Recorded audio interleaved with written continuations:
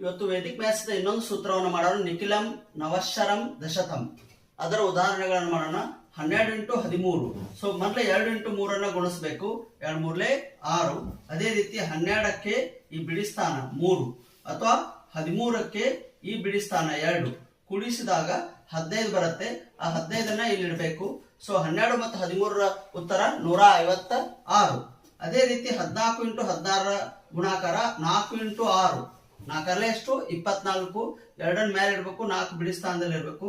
14ಕ್ಕೆ 6 ಅಥವಾ 16ಕ್ಕೆ 4 ಕೂಡಿಸಿದಾಗ 20 ಬರುತ್ತೆ. 20 ಪ್ಲಸ್ ಇದೊಂದು 2 ಅಂದ್ರೆ 22. 14 16ರ ಗುಣಾಕಾರ 224.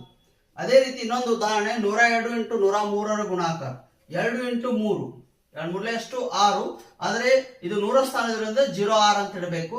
ಅದೇ ರೀತಿ 102ಕ್ಕೆ 3 ಕೂಡಿಸಿದಾಗ ಎಷ್ಟಾಗುತ್ತೆ 105.